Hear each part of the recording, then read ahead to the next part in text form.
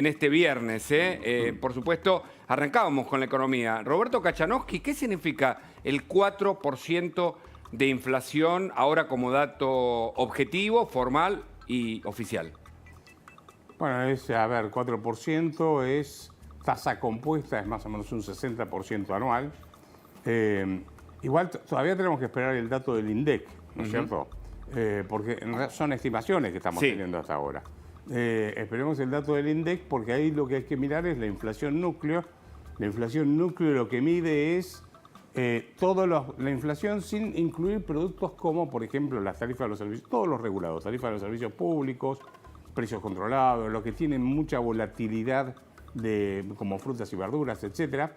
El mes pasado había dado 4,9, proyectado da casi 80% anual.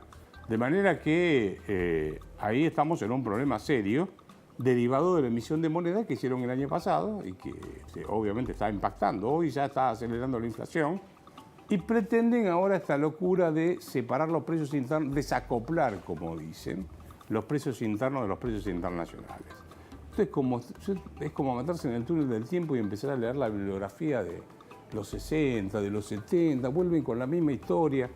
Además, no saben que cuando desacoplaron, por ejemplo, el precio interno del precio internacional del gas en el anterior gobierno kirchnerista, la producción de gas cayó a tal punto, porque a los productores internos no les convenía producir gas, que finalmente hubo que importar gas, y ustedes van a recordar que se importaban barcos de gas. Claro. ¿Sí? El gas, para importarlo hay que primero licuarlo a una determinada temperatura, transformarlo en líquido, meterlo en los barcos, traerlo, y después tiene que haber un barco regasificador que lo tiene que transformar de nuevo en gas para mandarlos por las tuberías. Eso llegó a costar $15 el millón de BTU, que es una unidad que se utiliza, cuando, si se hubiese producido internamente, salía $7 o menos, tal vez. Correcto, correcto. ¿Me permite? Ampliamos el debate. Está Martín Tetaz también conectado. Es interesante. Arrancamos por la economía porque es el tema, evidentemente, que más preocupa a la mayoría de los argentinos. Hola, Martín, ¿cómo va? ¿Qué tal, Hugo? Buenas noches, ¿cómo están? Arrancamos hablando de la inflación. Te conectamos por eso y por todo lo que hay que analizar, ¿no? Con Kachanowski aquí en el piso. Tal cual, y coincido con lo que decía recién Kachanowski. Vos pensás que no solamente los precios vienen a una velocidad del 60% anual, las estimaciones privadas están todas entre 3,6 y 4%. Vamos a conocer recién la semana que viene el dato del INDEC. Oficial. Pero lo que decía recién Roberto es clarísimo. Cuando vos querés desacoplar los precios... Ahora viste que se usan estos eufemismos, ¿no?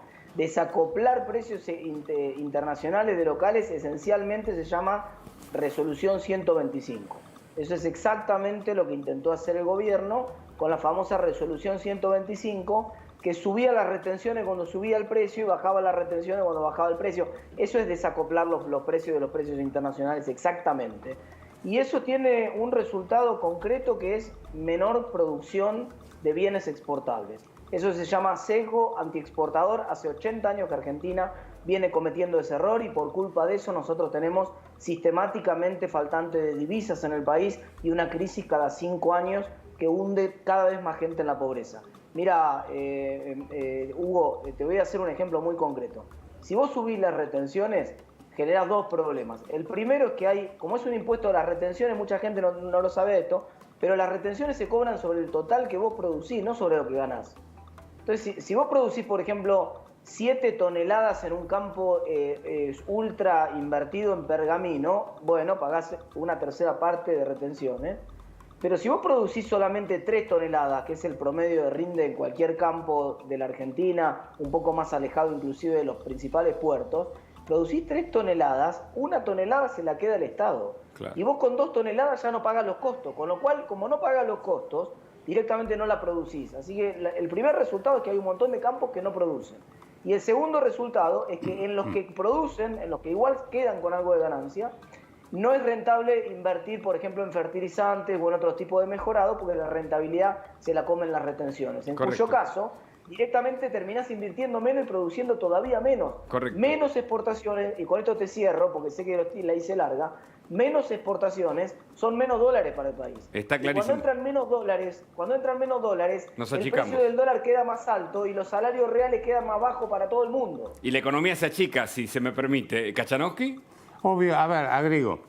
Un poco el dato lo estaba dando Martín, es así. Cuanto más lejos del puerto de Rosario, vamos a ponerlo de esta forma, está el productor, si está en Santiago del Estero, en Salta, lo que Sí, sea, los costos, ¿no? los costos de transporte además son mucho más altos, con lo cual te da mucho menos el número. O sea que es como si ellos pensasen que todos los que producen trigo, soja, maíz, están en la zona núcleo, o sea, Claro. no sé, en la ruta 8 y por Sí, ahí. sí, con un puerto al costado. Claro, ven nada más que hasta ahí nomás, a 100 kilómetros, 200 kilómetros de Buenos Aires. Ese es el primer punto. Segundo punto, el de la carne, me parece que no es menor.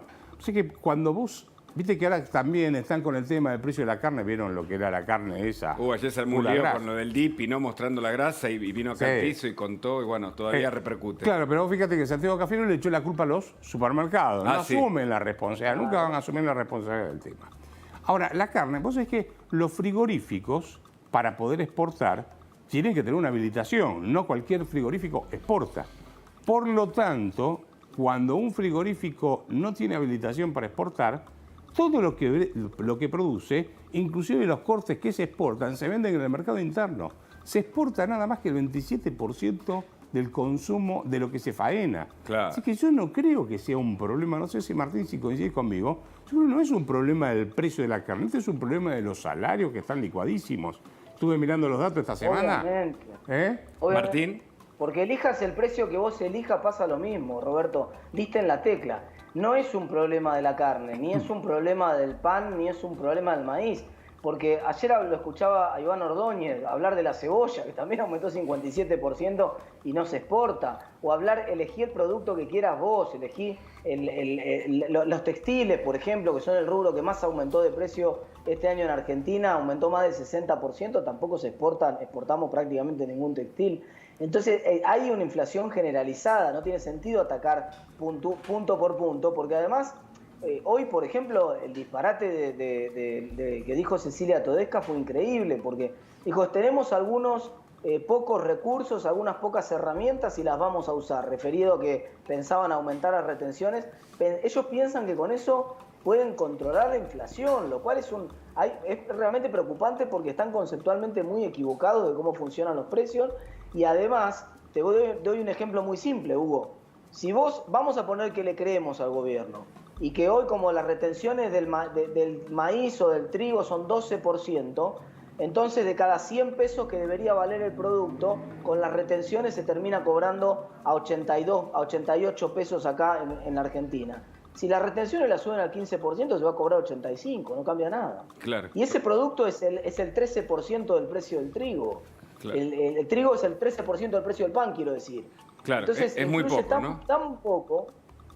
Los precios en Argentina están infladísimos y son carísimos en relación con lo que se lleva el productor. En la góndola vos pagás, hay un ejemplo que es estratosférico directamente, que es el de la manzana, ¿no?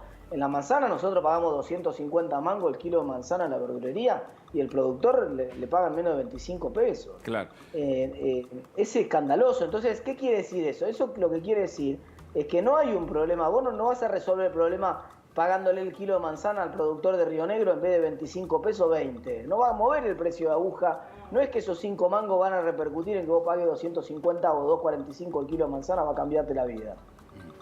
Es clarísimo. Federico Andajasi tiene una pregunta para ambos. Sí, para cualquiera de ambos economistas. A ver, yo lo que me pregunto, y lo hago extensivo, es si esto es mera torpeza del gobierno o detrás de esto hay algo deliberado y un proyecto político. A ver, el campo, los alimentos, son la entrada de dólares que tiene la Argentina. Es algo así como el petróleo en Venezuela. Bueno, sabemos lo que han hecho en Venezuela con el petróleo, que fue saltar encima, digamos, de las pocas empresas privadas que trabajaban en relación al petróleo de PDVSA y quedarse absolutamente con ese negocio, lo estropearon, lo arruinaron, ya sabemos lo que pasó. Ahora, ¿no existe el propósito político en la Argentina de saltar sobre el campo para hacerse de esos dólares de la manera que sea? No sé cuál es el proyecto político, pero ¿no hay algo de esto? ¿Roberto? Mi impresión es que es una mezcla. Es una mezcla de torpeza de conocimiento económico y es una mezcla de titulares. O sea, arreglé el problema de la carne, la gente va a...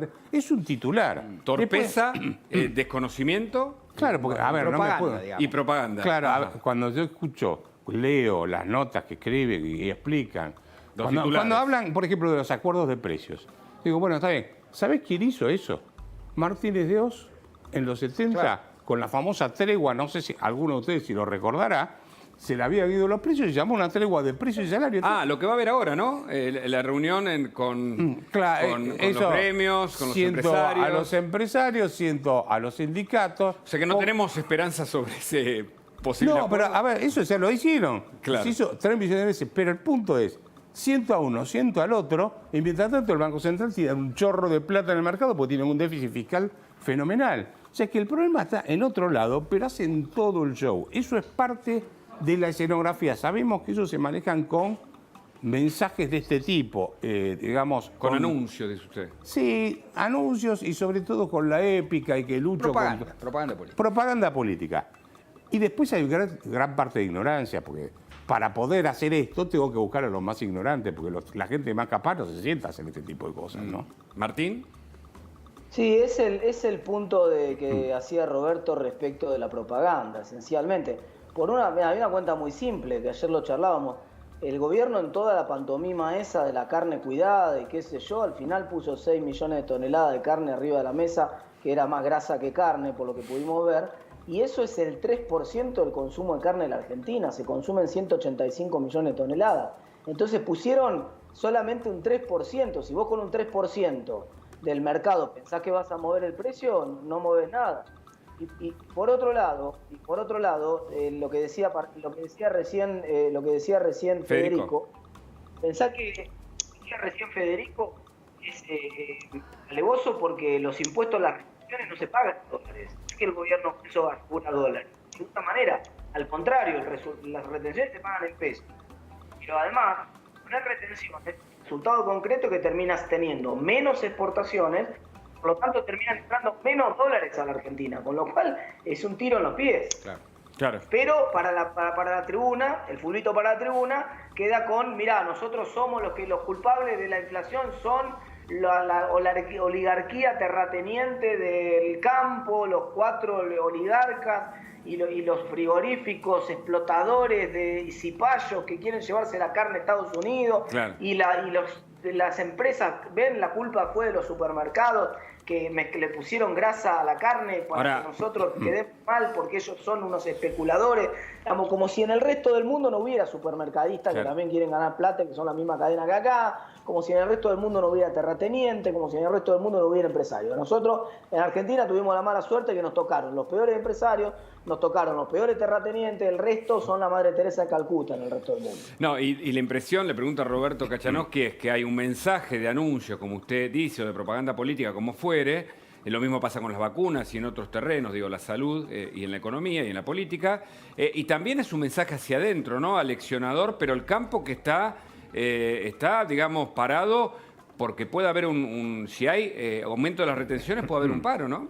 Bueno, recordemos que el kirchnerismo se quedó con la garganta, con la 125, ¿no? Porque ahí se juntó campo y ciudad para enfrentarlos y por eso fue una derrota política muy importante.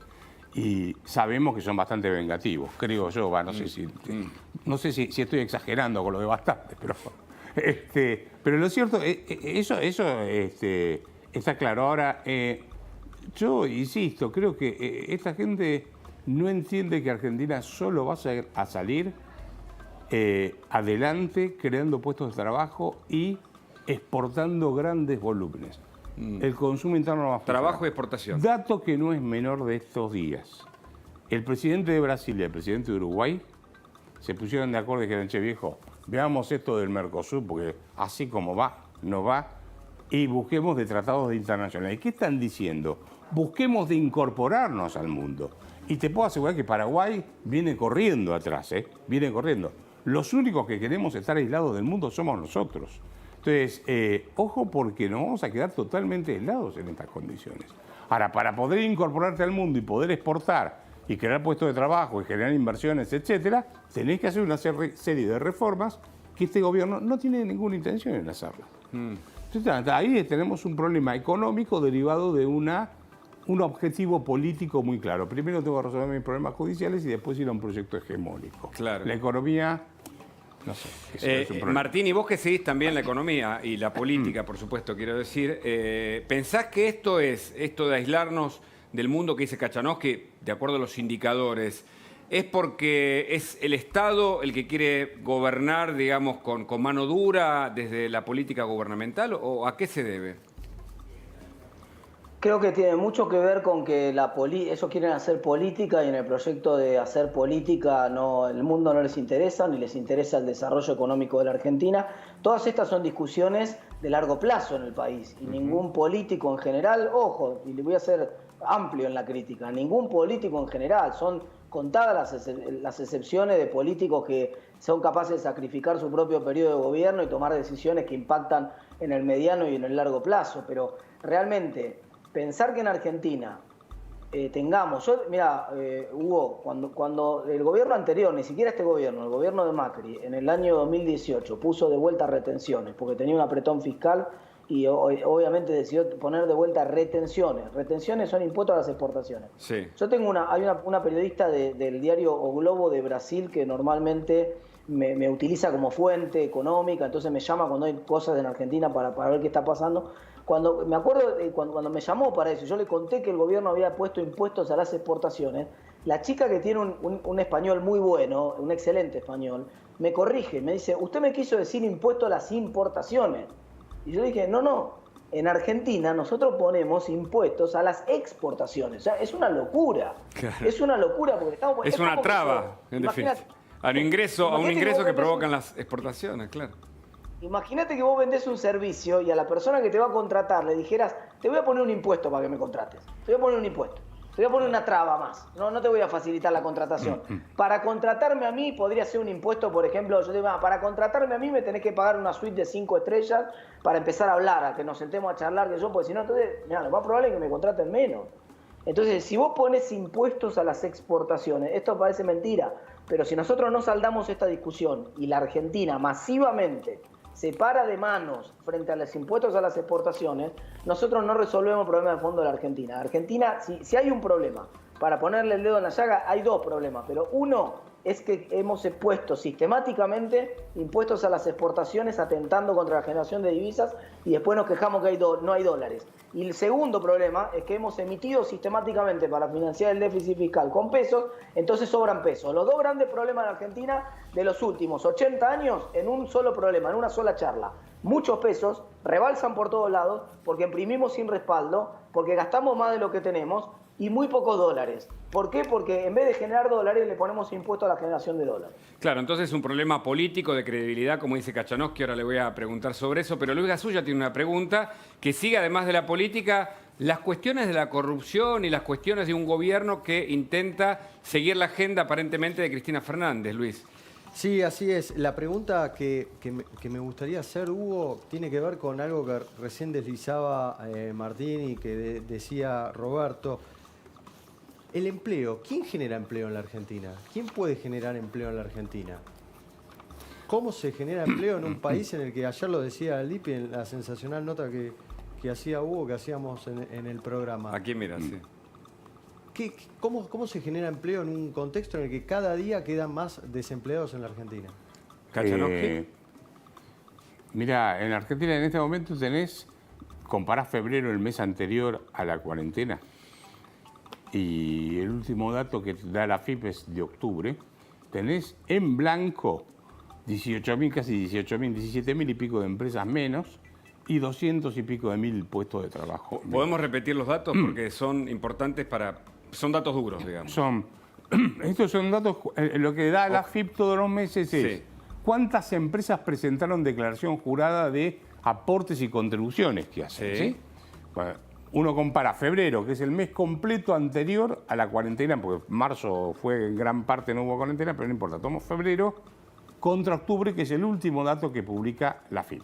Ajá. Hay 17.000 y pico de empresas menos, 17.600, no me acuerdo el número exacto en este momento, y más de 200.000 puestos de trabajo menos. Estoy hablando puestos de trabajo en blanco. Mirás el sector público y no bajó. Claro. Está bien, podrán decir contratamos más médicos o lo que sea, ¿viste? Pero acá nadie crea puestos de trabajo. En el sector privado no se crean puestos de trabajo porque la gente no... Ya antes veníamos con el problema de que nadie quería tomar gente por la legislación laboral, que la legislación laboral que tiene no es el tema de te tengo que pagar el despido. El problema es que yo suponete soy empleado de una empresa. Sí. Entonces me pagan el despido. Sí. Después uno digo, no, pero usted, primero que me miró mal cuando me fui. Segundo, que este celular usted no lo había declarado como que era parte de mi salario. Además, el agua que me daba no la informó. Por lo tanto, ustedes se ríen, pero no hace No, el es juicio que son- uno se ríe por no llorar, porque no, es así. claro, no, pero vos te puedo asegurar que una pyme es un tipo que tiene una empresa, Claro. tiene una casa y no tiene tanta espalda para aguantar. Se ese achica, tipo- de nuevo, se achica. El concepto final es, nos achicamos como país, Martín, ¿no? Digo, a ver, cierran Sí, empresas. Dos reglas. A ver. Mira, dos reglas. Número uno, que es la palabra que le quiero agregar a Roberto de lo que dijo recién, es la palabra inversión. En una sola palabra está resumido todo. Argentina tiene, hoy, lo decía Fausto Espotorno el otro día, el capital por trabajador 20% menos de fierros, de máquinas, de capacidad de generar valor, 20% menos de lo que teníamos hace 10 años atrás. O sea que aunque pasemos la crisis y estemos trabajando a full y todos los trabajadores de la economía estén en su puesto de trabajo, estemos todos a full, vamos a ser 20% más pobres de lo que éramos hace 10 años atrás. Y eso solamente se remonta con inversión, con más y mucha inversión en Argentina, pero claro, si el Estado está poniendo en duda que lo privado sea privado, que si quieren venir de vuelta con el artículo, con la Constitución del 49 que ponía en discusión la propiedad privada en la Argentina, y hay gente como Máximo Kirchner, que es candidato a gobernador probablemente dentro de poco y candidato a presidente eventualmente, piensa que tiene que volver la Constitución del 49 y lo dice claramente. Bueno, entonces, si está en discusión la propiedad privada en la Argentina, entonces está claro que es difícil que haya inversión en Argentina. Sumale a eso las dificultades desde el punto de vista institucional para contratar y para despedir, que decía recién Roberto. Te doy un ejemplo. En Australia, el otro día estaba escuchando un experto que hablaba sobre cómo era la legislación laboral en Australia.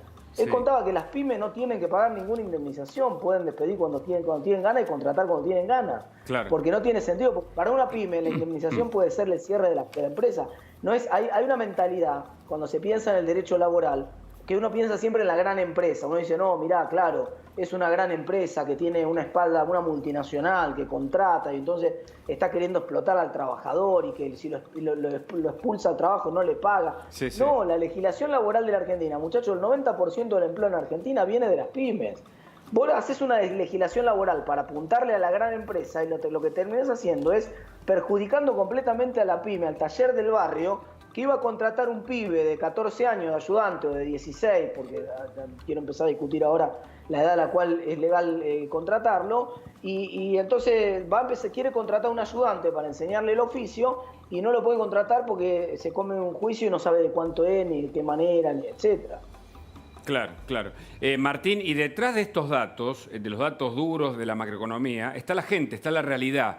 Miremos estas imágenes que hoy se difundieron para tratar de interpretar lo que está pasando en la calle. A ver. Esta es una cola de gente pidiendo en una panadería que, por supuesto, como pasan en muchos de estos negocios, dan lo del día anterior. Lo que ya no pueden poner a la venta lo dan. Muchos lo tiran, pero en este caso, muy solidariamente, esta panadería en la ciudad de Buenos Aires da alimentos. Y se arman colas de gente buscando comida. Ni que hablar de los que abren los tachos, ni que hablar de la pobreza que crece en la Argentina. ¿Kachanowski? Es patético ver esto. Es realmente patético. Sí, o sea, yo no lo había visto nunca. Bueno, ya caminás por la ciudad y ves gente durmiendo en la calle. Ya esto es algo que los argentinos nunca pensamos que íbamos a ver.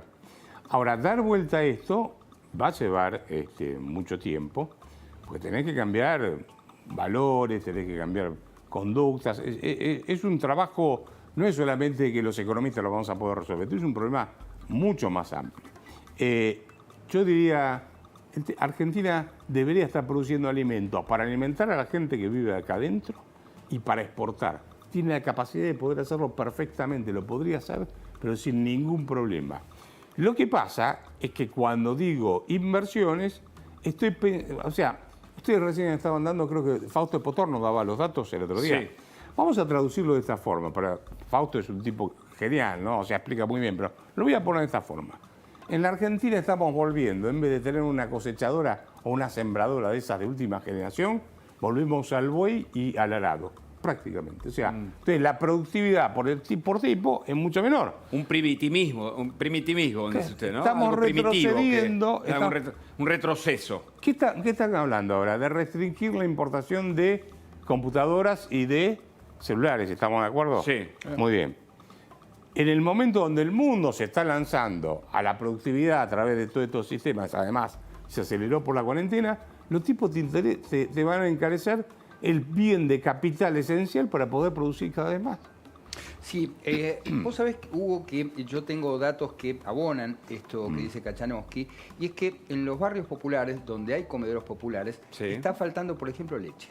Epa. Ya no hay leche. O sea, estábamos viendo esa carne con grasa, que eso en última instancia se vende, está en los supermercados, pero está habiendo una emergencia en los comedores populares. Emergencia alimentaria, decís vos. Que... Sí, más allá de este título, concretamente están faltando alimentos en los comederos populares. Y eso responde a que se entreguen esas bolsas de alimentos que muchos critican, porque obviamente viene con la etiqueta política del puntero, el dirigente de turno, que se han difundido imágenes, pero que repartan alimentos, ¿habla de lo que vos estás explicando, Federico? Bueno, a ver, es lo que decía Kachanowski. En un país productor de comida que podría estar, digamos, abasteciendo al mundo, que no haya comida en el Gran Buenos Aires, digo, la provincia de Buenos Aires, que además es productora de leche, de verdad que habla, a ver, yo creo que habla de dos cosas. Primero, efectivamente, de que hay hambre. El presidente no lo quiere ver, dijo que no hay argentinos con hambre. Bueno, sí, hay argentinos que tienen que ir a los comedores y en esos comedores, en este momento, por ejemplo, está faltando la leche. Pero también habla de un sistema clientelar donde la gente directamente, digamos, si hasta hace poco recibía toda clase de subsidios, que yo entiendo la gente, digo, pero claro, eso los convierte en dependientes del Estado. Claro. Pero ahora no solamente se trata, digamos, de recibir estos subsidios, sino directamente comida. No Claro. está llegando comida. Entonces, el panorama es bravo, porque Argentina está sin vacunas. Formosa está sin derechos humanos y esto se está extendiendo. O sea, hay una carencia Sí, absoluta de cuestiones fundamentales. Y cuando digo fundamentales, digo comida, derechos humanos y derechos cívicos. Federico, Y atención, perdón. ahora sí, Roberto, pero digo, quiero agregar lo que Lilita Carrió viene denunciando, lo hizo el viernes pasado en este programa, lo sigue señalando, dice que se está armando una tormenta perfecta, el aumento de las retenciones, el paro del campo, la falta de alimentos. Sandra Pita dice, el que traiga la Pfizer a la provincia de Buenos Aires es el próximo presidente. Sin embargo, mientras esperamos las vacunas, porque ahora hay una promesa de 1 millón de vacunas AstraZeneca, pero de nuevo es un titular, no llegan las vacunas Sputnik tal como se habían prometido, pero ahora se denuncian falta de alimentos, ¿no? Y realmente esto es lo preocupante, Kachanowski. Sí, a mí lo que decía Federico, Sí. depende más que del Estado, del puntero político. Claro, absolutamente. Aunque me parece, no te quiero hacer una corrección, sino que digo, es más grave, es muy grave lo que Exactamente. estamos viendo, ¿no? O sea, que la gente tenga que depender del puntero político para poder alimentar a su familia, es lo más denigrante que puede haber en un país, a mi juicio. Claro. Estaba viendo los datos Primero de... Sí. No, sí, nada. Martín, sí, Martín. No, perdón, Roberto, termina la idea. No, los datos de indigencia, estaba viendo la canasta básica alimentaria que salió, creo que la semana pasada o una cosa por el estilo, te da que más o menos una persona necesita, para no desnutrirse, 250 pesos por día. Ese es el ingreso que da cuando... explico rápido lo que es la canasta básica alimentaria. Sí. Una persona es indigente cuando no le alcanza el ingreso para comprar una canasta de alimentos que evite que sea indigente, ¿sí? No se puede nutrir adecuadamente. Entonces, cuando hice el cálculo por día, da que necesitas, para no ser indigente, 250 pesos por día para poder comprar las comidas. ¿Ustedes creen que con 250 pesos te alimentas sin desnutrirte? No, no. No estoy haciendo una crítica al INDEC, yo creo que No, la Baña no estamos está haciéndolo. razonando. Pero la verdad, eso es para una persona, después lo tenés que proyectar a una familia, etcétera. Claro. A mí me parece que con 250 pesos por día comerás A Sí. la mañana y a la noche no, y no desayunaste. Totalmente, totalmente. Y hablando Por otro lado- de alimentos, ahora mientras ya te escuchamos, Martín, tu respuesta, la preocupación por el aumento de las retenciones nos lleva a hablar con Ricardo Burjaile, entiendo que está conectado, y le preguntamos que hay digamos, el campo está en pie de alerta por esta situación. ¿Qué es lo que puede pasar, Burjaile? Gracias por el contacto. Hola, buenas noches, Hugo. ¿Cómo estás? Buenas noches. ¿Qué puede pasar? ¿Qué más de lo mismo, digamos, ¿no? Más del mismo. Es historia que ya conocemos todos. Si los problemas se hubieran solucionado subiendo impuestos, subiendo derechos de exportación, no hubiéramos tenido problemas hace mucho. A las pruebas me remito. Claro. Si uno toma toda la gestión del gobierno de Néstor y Cristina, en concepto de retenciones, el campo ha aportado más de 100.000 millones de dólares en los 12 años. Digo bien, 100.000 millones de dólares. Alguno podrá corregirme en por ahí algún número. Este año solamente en trigo y maíz, a los valores actuales, va a poner 1.500 millones de dólares, ¿sí? Y en soja, hay que sacar la cuenta, más o menos 50 millones de toneladas, se queda casi con 170 dólares por tonelada de soja, ¿no? Entonces, estamos alrededor de 6.000 millones de dólares, si puedo sacar más, o 7.000 millones de dólares. Entonces, estamos hablando de una cifra escalofriante. Entonces, es más de lo mismo. ¿Con qué excusa dicen esto? Porque es una excusa. Están hablando de desacople de precios internacionales a precios locales. La pregunta que yo le haría a Martín y a Roberto, que buenas noches, que no los saludé, ¿Cómo estás? es si ellos han visto que estos mismos precios internacionales que rigen en el mundo, en Estados Unidos ha causado algún revuelo con la inflación, porque debiera tomar las mismas medidas que Argentina si se le dispara la inflación. Y si no es así, uno tiene que entender que en la Argentina están pasando otras cosas, por lo cual rondamos el 4% mensual de inflación. Entonces, yo creo que habría que mirar un poco lo que estamos haciendo nosotros y no, como dicen algunos hoy del Frente para la Victoria, que estamos importando inflación. Me parece que eso es... Ese es un dato interesante. Primero Kachanowski responde. No, agrego a sí. los ejemplos que estabas dando, Ricardo, Nueva Zelanda, Australia, Canadá, todos productores de alimentos, no se me debo estar olvidando de alguno otro. Holanda, Pero- Sí, falta Holanda, Brasil. que es el principal productor de alimentos. Entonces, a ver, entonces, ¿qué quiere decir? Ellos también tendrían que ponerle derechos de exportación en Estados Unidos. ¿Te imaginas en Estados Unidos anunciando derechos de exportación a la producción? Porque es el primer productor de soja, Estados Unidos, ¿no es cierto? Segundo es Brasil Así es. y tercero es Argentina. Tendrían que ponerle Así un es. derecho de exportación del 35%. Es inimaginable. ¿Sabés qué otro país está discutiendo? ¿Sabés qué otro país está discutiendo en estos mismos momentos en el mundo subir los derechos de exportación a la soja y a otros productos? ¿Quién, Martín? Rusia. Ah, mirá que... Bueno, No es casualidad, no es No, casualidad. claro. El modelo argentino no es casualidad. Nosotros traemos qué casualidad viene la vacuna rusa. El conjunto de políticas que estamos pensando son las que están pensando los rusos. La forma de fijación de precios, las ideas que vos cuando escuchás, ayer tenía una discusión en redes sociales con una persona que yo le decía en un momento que esta idea que tenía de cómo había que regular los precios en Argentina era el modelo venezolano. Y entonces me decía, no, esa es una chicana barata que a todos ustedes le dicen Venezuela. Ustedes no sé qué habrá querido decir, pero bueno, a todos ustedes le dicen Venezuela. Entonces le digo, mirá, es que yo estuve en Venezuela, vos no...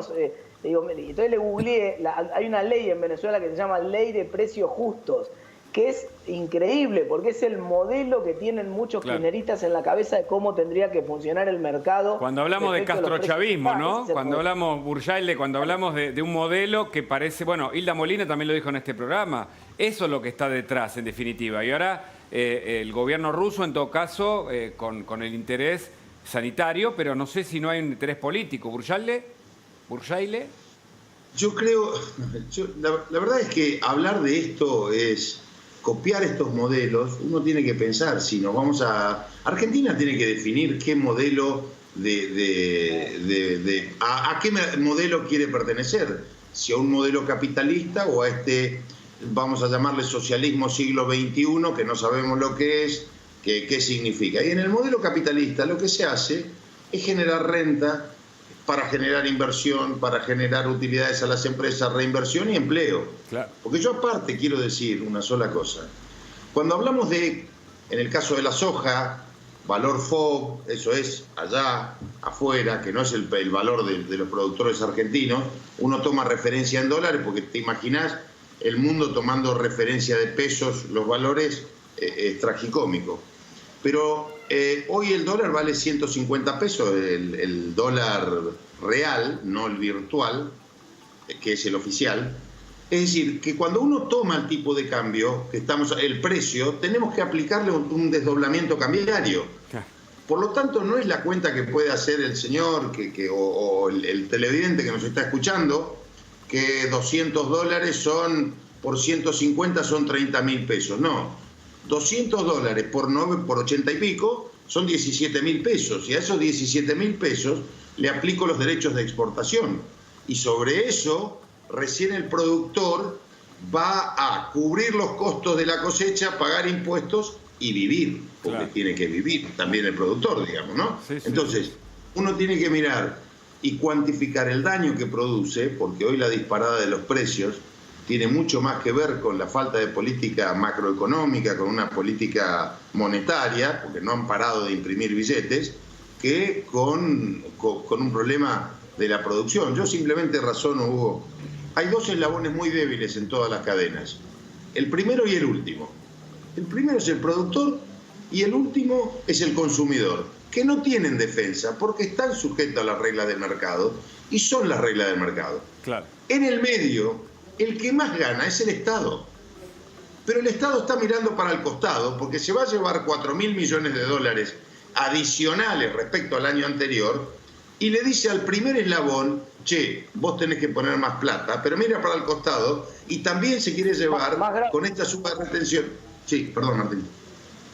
No, más grave, Sí, Ricardo, te iba a agregar un comentario de lo que dijiste del Estado, porque ¿no les parece a ustedes una pantomima que las imágenes que vos mostraste, Hugo, recién de la gente pidiendo comida por la calle se den en Argentina y al mismo tiempo el gobierno tenga un ministerio que gasta plata en comprar comida para comedores, cuando el mismo gobierno le pone entre 30 y 50% del precio de un bien son impuestos? ¿No es una tremenda pantomima? O sea, el gobierno que te prende el fuego, después te reparte los matafuegos. Vos le decís, mirá, no me prendas el fuego directamente, dejá que antes que te metas vos, ya estábamos mejor, no te metas. Porque vos te metés, le cobrás impuestos, le terminás cobrando impuestos a los alimentos directamente, generás menos producción de alimentos por las retenciones que cobrás del otro lado del mostrador y después generás un organismo absolutamente corrupto que paga la comida más cara que en un supermercado para repartirla a un comedor que ya es la emergencia y que en la pregunta que puso recién Federico demuestra que ya estamos en la emergencia de la emergencia porque ya ni siquiera el comedor tiene los alimentos, pero eso está todo mal, el comedor no tiene ni el comedor. Claro. La gente tiene que poder comprar la comida en la casa. Sí, comedor en las escuelas, por supuesto, porque los chicos tienen que estar en las escuelas.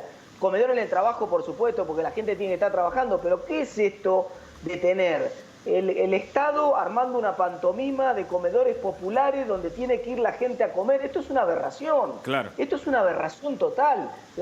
Le quitan la dignidad a la gente. La gente tiene que trabajar y tiene que estudiar y tiene que poder pagarse su plato de comida. Y el Estado no le puede estar cobrando impuestos a la comida de un lado del mostrador y del otro lado del mostrador hacerse el solidario repartiendo comida que tuvo que comprar encima pagando sobreprecio. Y Martín, permitime que te agregue, porque ahora Luis Gasulla tiene el aporte de la denuncia contra el ministro Arroyo, el ministro de Desarrollo Social, justamente por el tema alimentos, porque esto no se termina en lo que vos planteás. También hay una investigación ya en marcha de la justicia por, compras directas, empresas marcadas a dedo. Luis Gasulla. Sí, porque Hugo, lo que hoy ingresó en tribunales es una denuncia de la Fundación Apolo que tiene que ver con violación de ética pública. Más allá de si hubo o no sobreprecios, lo que está semiprobado es que desde el Ministerio de Desarrollo Social, en la Navidad pasada, se distribuyó por 49 millones de pesos el pan dulce peronista. El pan dulce peronista que lo distribuían los integrantes de la Cámpora. Esto claramente no está permitido. Está la ley de ética pública que está violada porque el Estado no es el partido político. Por eso lo denunciaron al ministro de Desarrollo Social, Daniel Arroyo, quien en este momento recibió una buena noticia también porque el fiscal Guillermo Marijuán pidió su sobreseimiento sobre el tema de los alimentos, diciendo que los precios que se compraban los alimentos en el Ministerio de Desarrollo Social eran prácticamente los mismos que indica la SIGEN. Eso va a ser apelado, todavía no está finalizada la historia, pero mientras tanto Arroyo recibió una denuncia porque no tuvo ética al distribuir estos pan dulces peronistas. Claro, esto me parece que es una barbaridad, ¿no? Porque el pan dulce peronista es una forma de captar la simpatía de sectores que están pasándola muy mal. Burjailde, Kachanowski, Martín Tetaz. Digo, me parece que no está bien y está correcto que se lo investigue judicialmente, Kachanowski. A ver, a mayor cantidad de regulaciones, mayor intervención del Estado, o sea, mayor poder de un tipo que tiene una lapicera para decir, este vive, aquel muere, mayor corrupción. Esto es inevitable, ¿sí? No vamos a encontrar el país con corrupción cero. Lo que sí tenemos en Argentina es la corrupción que no es prácticamente, digamos, no se la toca, ¿sí? Es estructural o sistemática, sí. porque lo del pan dulce peronista me remite a lo que contaban mis padres, digo. No, a ver, de nuevo, ¿no? La zapatilla con el logo, la bolsa de alimentos con la etiqueta del dirigente. Me parece que eso es denigrante para un sector de la población. Burjailde, ¿cuál es su opinión? Lo mismo que ustedes. Porque en realidad ese es el pan dulce peronista que lo paga la sociedad argentina, digamos, ¿no? En Formosa se reparten cuadernos, a fin de año se reparte la sidra y el pan dulce de Gildo, ¿no? En una bolsita con la cara del gobernador. Ah, ¿sí? ¿Se reparte eso? Cuaderno con la cara del gobernador.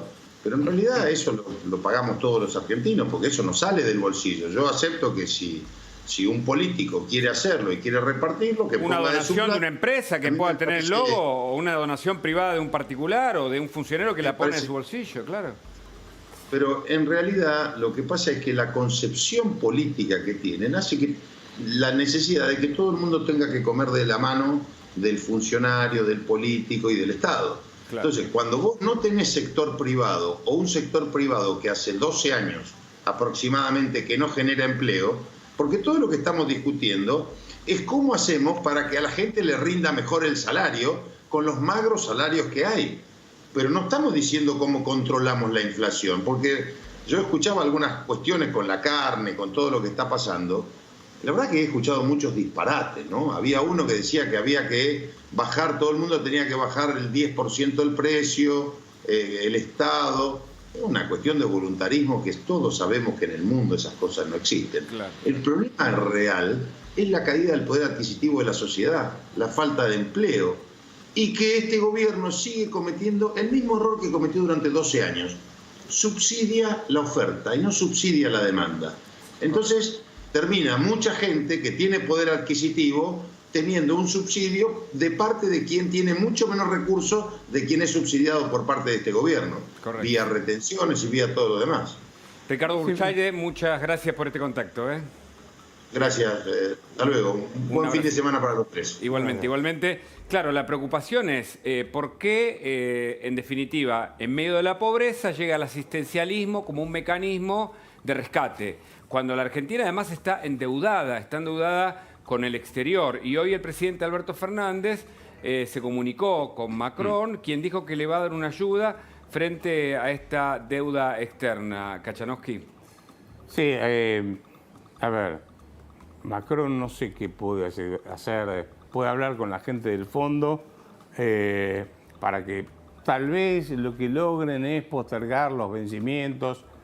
Un peso no va a venir. De nuevo, no pensemos que los créditos externos son sustitutos de las reformas estructurales que necesita la Argentina. Acá pensamos que porque nos dan un cheque, ¿sí? Conseguimos con un bono conseguir plata, entonces no tenemos que hacer la reforma impositiva, la reforma del Estado, la reforma laboral, tener una moneda, en fin, todo lo que hay que hacer en la Argentina. Entonces, yo no pongo, la verdad que no tengo ninguna. Además, Argentina, como decía, dije varias veces, Argentina firmó 27 acuerdos con el Fondo Monetario Internacional desde 1956 que entró hasta ahora. Y nunca resolvimos ningún problema. De manera que no es con el fondo donde está la solución. Martín. Yo perdóname, ¿te puedo terminar? Disculpame, pensé que había terminado, Roberto. Vuelvo sobre la inflación, pero para que la gente tenga idea de lo que estamos hablando y cómo el gobierno trata de desviar la atención de un problema serio. Ustedes saben que hoy en día la mayoría de la gente, o muchos, pagan con las aplicaciones de los celulares, Sí, sí. o con la tarjeta de crédito, o hacer transferencia bancaria. O sea, usás menos el físico, ¿estamos de acuerdo? Sí, sí, el claro. billete físico. El billete de mayor denominación en Argentina es de 1.000 pesos. En noviembre de 2019 había, estoy dando un número redondo, 250 millones de billetes de 1.000 pesos. 250 Sí, millones. hoy hay 750 millones de... Bueno, a fin de... Por tres. Sí, de diciembre o de enero, no me acuerdo el día. Se multiplicó Me por tengo que fijar. Se multiplicó por 3 prácticamente. Ahora, vos fíjate que si el billete de mayor denominación, estoy hablando de un solo billete, que vale $6, nada. Sí, pues son $6. El billete de mayor denominación aumentó en 4 veces o 3 veces y pico cuando se usa mucho los pagos por... Eso te está indicando el grado de desborde monetario que hay en la Argentina y la cantidad de mercado negro que hay por la carga impositiva que hay en la Argentina también. Correcto. Martín. Sí, y la deuda más importante, Roberto, finalmente este año la tomó el Estado a través del Banco Central con los bancos, con la plata de la gente. O sea, esa emisión, piensen ustedes que el Banco Central emitió el año pasado 2 billones de pesos, con 12 ceros. Son 2 bases monetarias, básicamente. Emitió toda esa plata para pagar el déficit fiscal. Y para que eso no reviente en inflación, 2/3 partes de esa masa de plata que emitió, la volvió a absorber con las famosas LELIQs. ¿Vos te acordás, Hugo? Las famosas LELIQs con Sí. las que Alberto le iba a pagar a los jubilados. ¿Vos te acordás, no? Sí, claro. Bueno, finalmente no le pagó nada a los jubilados, lo recortó a los jubilados, ese aumento del 20%, bien gracias. Y lo que iba a reducir de las LELIQ la multiplicó por 3 prácticamente al tamaño de las LELIQ que hay. Y esencialmente las LELIQ son plata que toma el Estado de los plazos fijos de la gente que ponen los bancos. Porque los bancos compran las LELIQ con la plata de los plazos fijos. El mecanismo es muy simple. La gente va, forma su plazo fijo, hace su plazo fijo con la plata que tiene, y el banco, como no hay demanda de crédito privado para ninguna actividad en Argentina prácticamente, la plata esa se la presta al Banco Central. Y el Banco Central se da vuelta y se la da al Tesoro. Entonces, centralmente lo que hay es a ver si Macron nos presta 1.000 millones o nos perdona o Claro, interviene claro. para hacer un acuerdo con el acuerdo, para hacer un acuerdo con el Club de París y que Claro. nosotros tengamos que hacer un desembolso menos este año. En realidad, el problema central es el endeudamiento enorme que está tomando el propio Estado con el sistema financiero a través del Banco Central con el mecanismo de las LELIQs. Cuidado con eso, Cuidado. porque esa es bomba latente de inflación que está metida bajo la alfombra. Hacemos un punto ahí. Está Claudio Loser desde los Estados Unidos. Él trabajó en el Fondo Monetario Internacional, conoce estos detalles y queremos tener su visión. La preocupación por la deuda externa, este anuncio de apoyo por parte del gobierno francés al gobierno argentino, ¿aliviana esto en términos reales o es otro anuncio para la galería, como se dice, de parte del gobierno? Loser, gracias por este contacto. Muchas gracias de estar con ustedes y en tan excelente compañía. Bueno, yo diría lo siguiente. Este apoyo que presuntamente le dio la señora Merkel primero y ahora el presidente de Francia, hay que mirarlo con pinzas. O sea, miremos qué pasa en Europa. En Europa están balanceando, por un lado están emitiendo, están apoyando, pero por el otro lado tienen preocupación por sus propias finanzas en países que se lo pueden permitir. O sea, yo creo que es un poquito para la galería. Por la galería, yo creo que está bien y estoy seguro de que Francia, Macron va a apoyar a la Argentina, pero no hay que leer demasiado. No es que Macron va a decir, miren, olvídense del personal del fondo y entonces nosotros vamos a decidir.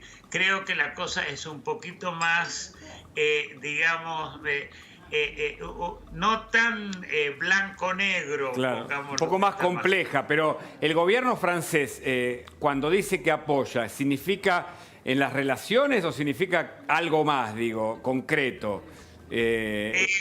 Bueno, acá había varias discusiones, porque por otro lado está toda la discusión de la asociación de la Unión Europea con el Mercosur, entonces le dirá, te estoy apoyando, pero mijito, si querés que andemos bien, mejor arreglar las cosas y los líos que tenés adentro respecto de esta relación bilateral de estos bloques comerciales.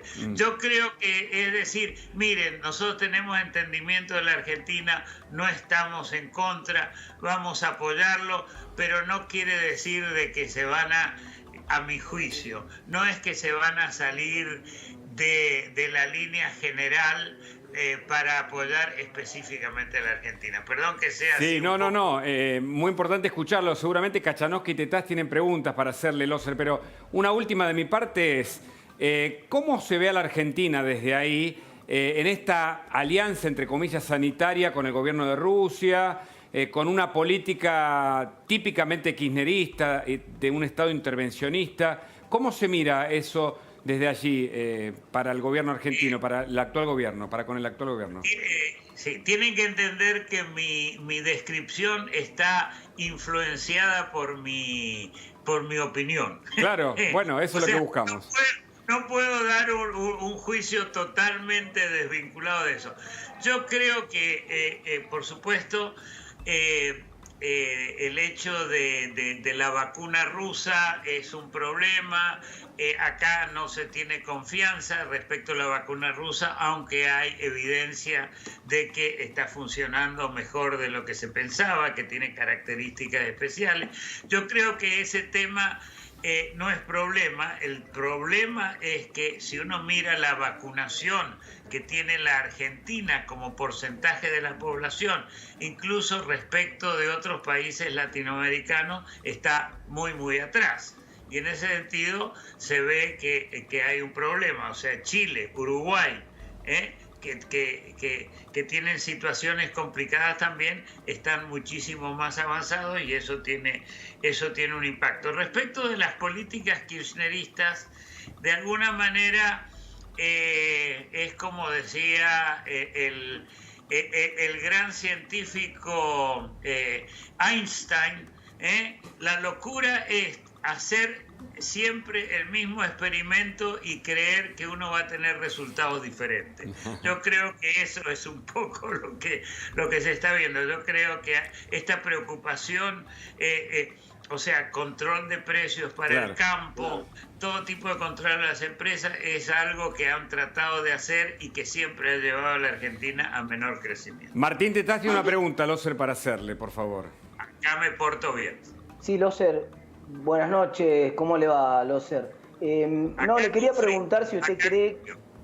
Bueno, acá yo soy team verano, así que por suerte estamos disfrutando el calor y no le envidio el frío para nada.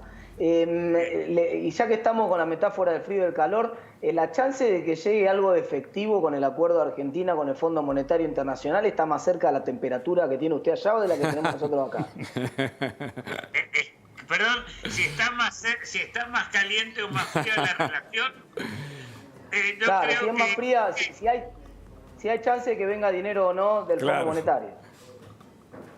Yo creo que la cosa está funcionando despacito. Yo creo que el personal del fondo está asustado con lo que se está haciendo en términos de las políticas económicas, pero se está empujando fuerte. Y yo creo que el fondo tiene total interés de cerrar con la Argentina y sería un programa, a mi juicio, donde el año 2021 no sería el de ajuste, sino que sería después. Pero hay que ver, como dicen, el diablo está en los detalles y uno puede cantar en forma general, mirá, ya estamos cerca, nos queremos mucho, pero cuando se empieza a ver las cosas, estoy hablando de experiencia. Sí. Ahí empiezan las dificultades y yo creo que... Correcto. Pero por el lado del fondo y por el lado de la señora Georgieva yo creo que hay buena predisposición. Permítame, Loser, que Kachanowski tiene otra pregunta para hacerle, por favor. ¿Qué tal? ¿Cómo va? Muy bien. Lo que me preocuparía es que efectivamente el fondo nos preste más plata para seguir haciendo populismo, ¿no? O sea, claro, Sí. Nos enterramos más. Yo estoy tratando de mantener una posición neutral. Yo creo que el fondo le puede prestar algo de plata dentro del mecanismo de ayuda para por el COVID, o sea que le puede prestar algo, pero no estamos hablando de cantidades terribles. Yo lo que creo es que el fondo le va a decir, muchachos ahora, o chicas,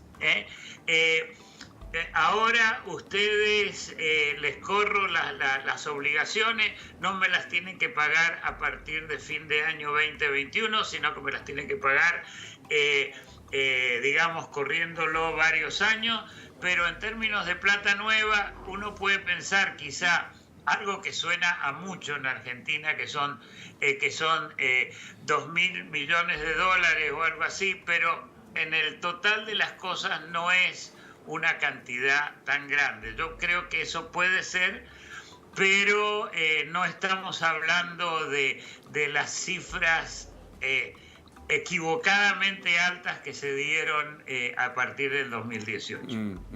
Federico Andajasi, tenías una pregunta. Sí, a ver, yo creo que hay un ejemplo bastante gráfico de la situación económica y sobre todo, digamos, de esta relación con el Fondo Monetario Internacional y con la deuda en general, que es el caso de YPF. YPF, para ahorrarse 413 millones de dólares, la verdad es que va a terminar pagando muchísimo más, ¿no? ¿Esto no es gráfico de cómo la Argentina está tomando sus deudas? Lamentablemente tenemos la experiencia que no se me puede olvidar cuando el gobierno de Néstor Kirchner le pagó el fondo, cuando no había demasiada condicionalidad, y devolvió plata al 3% y se fue a Venezuela a pedir prestado al 10%, que en ese momento era mucho. Yo creo que eso es lamentable y más que sonar a falta de conocimiento, suena a, en el mejor de los casos, a picardía oficial, o por no usar una palabra más fuerte. Correcto. Loser, la última, ¿se ve con preocupación o cómo se mira desde Estados Unidos la actuación del gobierno en materia económica, ya fuera del acuerdo? Yo diría, muy regular. O sea, hay todo un problema, una gran discusión entre lo que sería las cuarentenas, cerrar, no permitir movimiento y todas esas cosas, donde, o sea, no hay una sola verdad, pero claramente la experiencia que uno ve y que es lamentable es que no se ha manejado bien, por lo menos en los últimos 6 meses, que ha sido bastante grave. Empezó bien. Por supuesto, la Argentina, el número de contagios es número 12 en este momento. Había llegado al 8 porque Europa se empeoró, pero no hay una visión positiva del manejo económico. Para mí, y yo creo que para todos los economistas que vemos la Argentina desde afuera, todo el ataque al campo, al ataque a las exportaciones y cosas parecidas son reflejos lamentables de una falta de visión económica de crecimiento, con la preocupación del ministro Guzmán en el día a día y en las finanzas. En eso no lo critico a él, pero fundamentalmente hay una preocupación respecto de cómo se está manejando económicamente la Argentina. Claudio Loza, gracias de los Estados Unidos este contacto. Muchísimas gracias a ustedes, gocen del calor mientras nosotros nos preparamos para una nevada mañana. ¡Wow! ¡Qué bárbaro! El otro clima que se está viviendo en Estados Unidos, frío, pero bueno, una vacunación mucho más importante que la nuestra, el plan de vacunación. Creo que en 2 meses las vacunas en Estados Unidos van a estar en las farmacias ya disponibles. Martín, una última consideración tuya. No, bueno, me parece, yo no coincido ahí con Roberto respecto de que no nos presten. Yo creo que la situación argentina es muy delicada en el corto plazo y cualquier ayuda que venga de afuera alivia la necesidad de financiamiento monetario. Yo estoy muy preocupado con que ya me parece que no hay más margen para seguir emitiendo en Argentina, que rebalsó mucho el vaso y que realmente, más allá del manejo sanitario, que comparto lo que decía Loce recién, que fue un desastre en la Argentina, pero el manejo de la economía fue incluso peor, y me preocupa mucho que cualquier ayuda que pueda llegar a la Argentina en este momento, si bien es cierto el planteo que hace Roberto, que seguramente va a ser para hacer más populismo, eso no lo vamos a poder evitar, me parece que prefiero que hacerlo al populismo con la plata de otro, digamos, sería en este caso la del fondo y no tener que hacerlo con la nuestra o emitiendo, que nos va a afectar bastante más. Con la inflación. Martín, Sí. a ver, suponete que nos prestan dólares. Esos dólares hay que transformarlos a pesos. O sea que van a hacer esto. Van a venir los dólares, si vienen, lo poco que venga. El Banco Central los va a poner en las reservas, va a emitir pesos y después los va a rescatar con la LELIQ, con lo cual vamos a estar en la misma. O sea, no te pienses porque nos presten dólares. Si vamos a decir, mirá, son dólares para pagar deuda y estás refinanciando, claro. Pero si es para financiar Está gasto... bien, los puede usar a los dólares para aumentar la oferta interna sin necesidad de acumular reservas y de esa manera compensa un poco, viste que el precio relativo del peso depende de cuántos dólares haya también. Entonces, acá el problema que tenemos, como decía yo más temprano, es que nosotros hicimos las dos cosas peores. Emitimos un montón de peso que no quiere nadie y tomamos todas las decisiones para que entren menos dólares y para que se exporte menos. Pero bueno, vos pensás si pueden que... entrar un poco más de dólares, compensa un poco eso. Pero vos pensás que van a recibir los dólares y los van a vender en el mercado para tomar pesos. Y es una posibilidad, porque están muy cortos de dólares. Ya cualquier necesidad de dólares que te requieren las empresas, por ejemplo, para importar y todo lo demás, lo tienen que hacer probablemente con estás dólares. cansado porque es viernes. Al final del día el dinero es fungible, ¿no? Me parece que estás cansado porque es viernes, Martín. Martín, gracias por este contacto, gracias por este tiempo. Un abrazo. Un abrazo grande. Bueno, claro, Kachanowski tiene una visión, pero la economía es diversa, lo que pasa que es de problemas cada vez más agudos, ¿no, Kachanowski? Ahora vamos a hablar, seguramente, nos vamos a referir al tema Formosa, vamos a hablar con Félix Díaz, el líder QOM, acusó a Pietragala de querer hacerlo militar para este gobierno, una acusación muy dura. Vamos a ver lo que nos cuenta Félix Díaz y después vamos a hablar en instantes con Norma Morandini. Está escribiendo un libro, está en Córdoba, acaba de llegar desde España. Tiene una visión muy interesante que volcó en gran medida en una nota muy interesante que está publicada en lanación.com. Luis Gasulla, los datos sobre Formosa, a partir de los videos que se conocieron de los diputados de Juntos por el Cambio, demuestran que hay centros de aislamiento, donde incluso hay personas con test ya negativos que permanecen allí, no sé si, privada de su libertad, no sé si expresarlo de otra manera que sea más correcta, pero las personas dicen que no pueden salir pese a tener un resultado negativo, y esto lo están denunciando el equipo de Waldo Wolf, entre otros, ¿no? Sí, así es, Hugo. Esta situación empezó a modificarse con la llegada de los diputados de Juntos por el Cambio. En realidad se empezó a modificar con la difusión periodística en los medios nacionales, sí. Y el gobernador Gildo Infran empezó a autorizar que los formoseños puedan cumplir la cuarentena en sus domicilios, algo que nosotros desde acá casi como que no entendemos porque lo tomamos como natural, pero allí era que tenían que estar en una cárcel en la que directamente en estos centros de aislamiento, que te digo, parecían una cárcel, pasaban entre 2, 3, hasta 4 semanas, un mes encerrados, incluso sin saber el resultado. Sí. Y por otra parte, hoy en radio Mónica Frade dio un dato espeluznante. Los niños menores de 5 años eran obligados a hisoparse. No, y además las condiciones en las que estaban. Está Félix Díaz con nosotros, la comunidad indígena que él dirige, un dirigente que además se ha manifestado siempre reclamando por su pueblo. Lo tenemos en línea y le queremos preguntar, usted dice que lo obligan a militar a favor de este gobierno. Cuénteme cuál es la situación primero de la comunidad que usted representa y cuál es la situación que vivió cuando recibió la visita de Pietragala. Buenas noches. Bueno, muy buenas noches. Sí, la verdad que nosotros tuvimos esa experiencia muy desfavorable de lo que nosotros pretendíamos, de poder entablar un diálogo con funcionarios nacionales porque dependemos de la Secretaría de Derechos Humanos, Claro. de la cual funciona nuestra institución como Consejo Consultivo Participativo de los Pueblos Indígenas de la República Argentina. En esta reunión se concretó el día 3 de febrero a las 14 horas en la oficina del secretario de Derechos Humanos. Estuvo presente la presidenta del INAI, Magdalena Odarda, con su jefe de gabinete, Alejandro Marmoni, y el jefe de gabinete de Horacio Pietragala, el señor Nicolás Rapetti.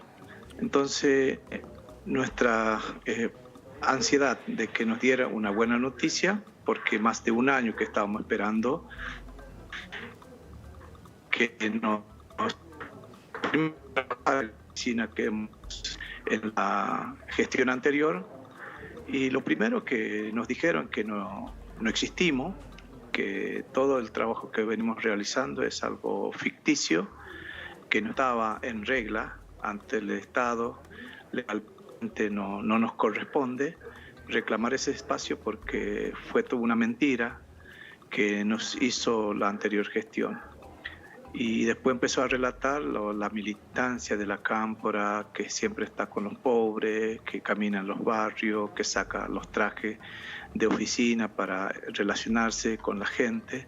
Empezó a contar su militancia, cosa que a nosotros no nos interesa porque todos militamos en la causa de la cual nosotros llevamos adelante el reclamo de la gente, porque venimos reclamando la habilitación de nuestro espacio, porque hace un año que no pudimos ingresar porque no teníamos autorización de la Secretaría de Derechos Humanos. Nos cerraron la oficina, cerraron los GD que nosotros teníamos como usuario, borraron las contraseñas, sacaron el internet, cortaron la luz, bloquearon el teléfono de la oficina. Y cuando yo intenté ingresar en el mes de enero, me sacaron a los empujones y tuve que sentarme ahí en la puerta exigiendo respuesta al secretario de Derechos Humanos, cosa que nunca pasó. Y me llamó el jefe de gabinete, el señor Santiago Cafiero, y le delega la responsabilidad al señor Chino Navarro para que resuelva ese tema. Y después de eso fuimos a la oficina del Chino Navarro en la Casa Rosada y que nos transmitió de que la postura de Pietragala, según el señor Chino Navarro, que era que el indígena no dependía de la Secretaría de Derechos Humanos, dependemos del INAI. Entonces nos sorprendió esa respuesta de que Pietragala no quiere reconocer los derechos indígenas como derechos humanos, porque para eso está el INAI. Félix, acá mis compañeros tienen preguntas, pero para que quede claro, por un lado le dijo Pietragala que ustedes no existen, que el reclamo de ustedes es inexistente, y por otro lado le habló de la Cámpora y de la necesidad de que militen a favor de ellos. ¿Eso entendí?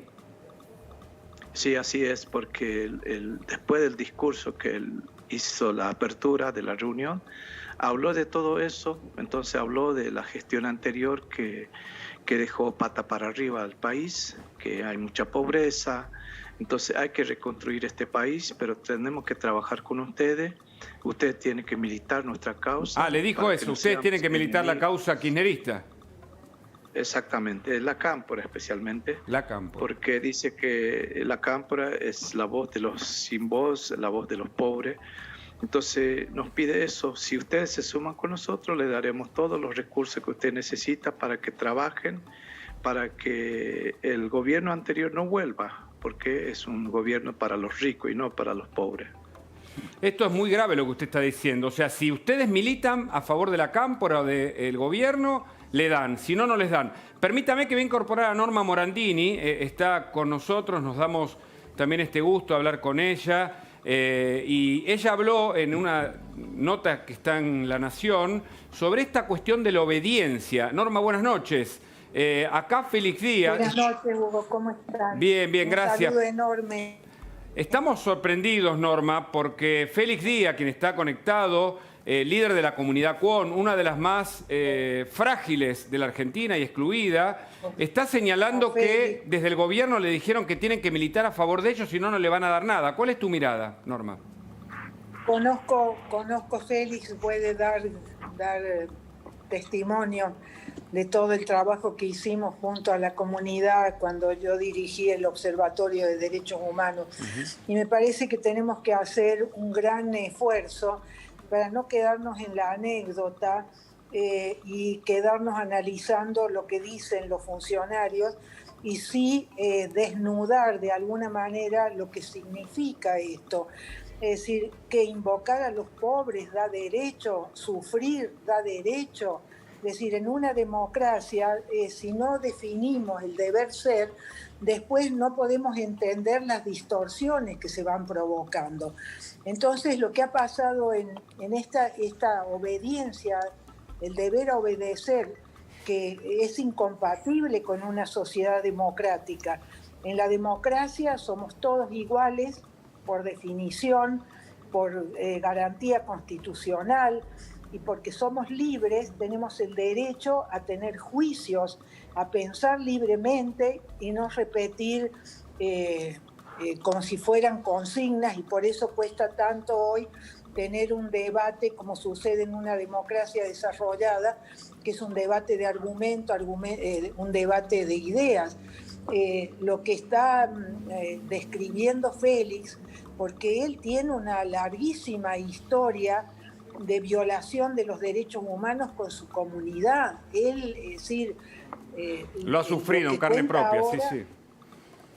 Por eso, entonces, yo creo que lo que se cuenta es nada más que confirmar algo que es una distorsión democrática de un grupo que tiene todo el derecho de pensar como quieren, pero que se han apropiado de una filosofía como es la de los derechos humanos, que precisamente está definida por su universalidad. Claro. Los derechos humanos no son la violación que se cometió en la dictadura. Eso precisamente porque se violaron los derechos humanos en la dictadura, Argentina, como le pasó al mundo después del nazismo, nos dimos una filosofía jurídica, que es la que está en la Constitución, que tenemos todos derechos solo por la condición de personas. No es los gobernantes buenitos que nos distribuyen los derechos y si les adherimos y si somos disciplinados y cumplimos órdenes, vamos a recibir las ventajas del Estado del que se han apropiado. Porque esto es gravísimo. No solo se han apropiado de una concepción que desnuda el carácter antidemocrático que tienen, porque, es decir, a mí me cuesta mucho argumentar sobre cuestiones que son obvias. La Declaración Universal de los Derechos del Hombre, que nace de las cenizas del nazismo, el mundo sensato se da a sí mismo una normativa para el nunca más. La dictadura argentina nos dejó una idea que es ajena a nuestra tradición política autoritaria, que es que los derechos humanos connotan con la vida. Claro. Ahora, Norma, Federico Andajasi quiere preguntar, por favor. Yo quería agregar algo, quiero subrayar algo porque no quiero que pase inadvertido.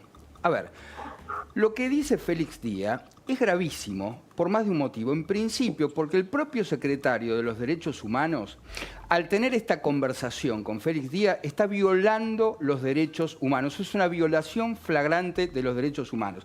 Decirle a un dirigente de una comunidad que no se le va a dar ninguna ayuda si no, se los vota o no se los apoya, es una violación a los derechos humanos, es someterlos al hambre. Claro. Es someterlos al hambre. Yo me gustaría saber, Félix, si usted tiene esta percepción, si usted no sintió que se estaban violando los derechos humanos de su comunidad al extorsionarlo directamente. Lo de Pietragala es una extorsión que, insisto, implica una gravísima violación de los derechos humanos. ¿Norma? Bueno, ¿por qué se violan los derechos humanos? Porque lo grave es que es un funcionario que preside la Secretaría de Derechos Humanos. Yo digo que si él nació en la ESMA, uno tiene que tener respeto y compasión. Ahora, eso no lo exime a él de cumplir con su obligación constitucional y la función que cumple. ¿Qué función cumple el secretario de Derechos Humanos? Velar, garantizar, Eso mismo. cuidar, estar atento de todos los lugares donde se violan los derechos a la integridad. Tiene la obligación de la como vida, funcionario de que se decir, cumpla, no al revés, ¿no es cierto? Norma, tiene la obligación. Por eso digo, Sí. hagamos el esfuerzo porque el desafío que tenemos hoy es no decirle al otro sos mentiroso, sino argumentar con los hechos, con las leyes, con la Constitución, por qué se está tergiversando Sí. un valor que para los argentinos hemos incorporado en nuestra Constitución porque se entendió que ahí estaba la normativa que nos iba a proteger del autoritarismo, Correcto. que nos iba a proteger de este deber a obedecer de la dictadura, que Sí. en estructuras militares uno manda y los otros obedecen, pero que en una democracia No puede ser puede posible. haber No puede ser. obediencia, no puede haber obligaciones de... Félix Díaz, por favor. De lo que nos define persona, que es la dignidad, Claro, la posibilidad claro. de discernir qué es bello, qué es feo, qué es bueno, qué es Claro, malo, claro. qué daño, qué Principios daño principios cometemos a elementales. nosotros con nuestras acciones. Permítame, Norma, Entonces, permítame que Sí. quiero preguntarle a Félix, por favor, también su opinión sobre esto que estamos hablando. Sí, la verdad que para nosotros es humillante que nos dijeran esto, porque somos los más vulnerables de la sociedad. Años de postergación desde el inicio de la democracia, nunca tuvimos ese respeto que nos merecemos como lo establece la Constitución Nacional en el artículo 75, que se reconoce la preexistencia y el mismo Estado es garante del respeto que deberíamos tener. Claro. Porque en esta puja electoral no estamos metidos en la campaña electoral porque somos pueblos indígenas, tenemos legislaciones propias, por eso la humillación que nos hace esta persona es indignante. Si él tiene moral, que renuncie, porque Claro. no puede ser que nos traten como objetos, Totalmente. no nos consideran como sujetos de derecho, porque realmente si esta persona continúa con esta función, ¿qué podemos esperar? ¿Qué los pueblos podemos indígenas esperar? que ¿No? estamos ¿Qué podemos siendo esperar si un funcionario actúa de violentados? esta manera, Félix? ¿No? Sí, sí, así es, porque Espérenme los pueblos un indígenas instante, ahora volvemos. Sí. Está Norma Morandini conectada, está Félix Díaz, el líder QUOM. Le agradecemos mucho a Kachanowski este contacto, nos iluminó desde la perspectiva económica. Un detalle, si quieres, sobre este tema que estamos hablando, en el que estaba participando Roberto. A ver, lo que escucho, más que un desvío, Norma, me parece que esto es un delito. Un delito porque en realidad es plata del contribuyente, son fondos públicos que se establecieron en el presupuesto con un destino específico. Claro. Y viene alguien y dice, no, yo te lo doy para que uses para financiar mi campaña política. claro. Eso es un delito. Te lo doy si haces No lo es que un yo te del- digo. Claro, pero eso es un delito, Claro, pero estoy usando un absolutamente. fondo público para hacer campaña pero si me... Sí, permítame, Norma, permítame yo, que me matan si no voy a la tanda y en instantes hacemos un cierre y una conclusión con todos ustedes. Gracias.